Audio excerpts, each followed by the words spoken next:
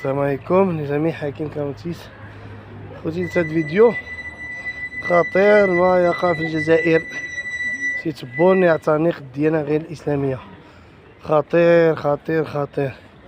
تبينت الحقيقة ديال رئيس الجزائر شنو هي، داكشي علاش ما تدخلش في هاد الحرب اللي وقعت على غزة. كان كيقول لك اسيدي هما مع فلسطين ظالمة أو مظلومة. تبين بأن الجزائر ما دارت حتى شي تدخل أو شي حاجة.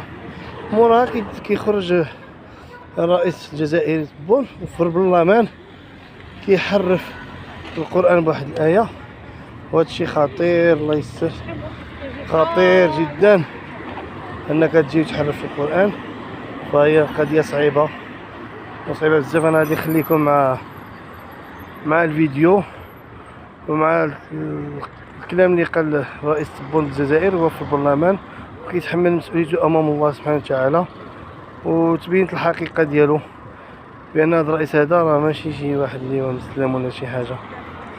باش تجي نتايا رئيس دولة وتقول نتا هو كيخلق قوة الضريبة وبالتالي تعبر بهذا الاسلوب هذا، حاشا ما عند الله. وكنظن حتى الجزائريين راه سخطوا بعض الجزائريين الاحرار سخطوا على هاد اللي نسمعوه كيحرف القرآن بهذه الطريقة هذه.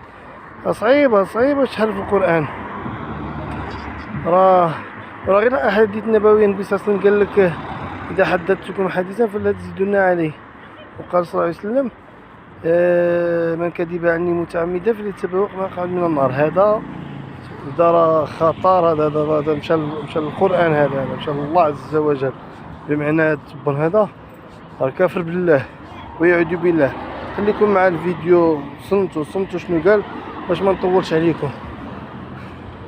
إن الجزائر آية الشعب حررها وربك وقعها، واذكر الجزائر وصغى إن ذكر اسمها تجد الجبابرة ساجدين ركعا.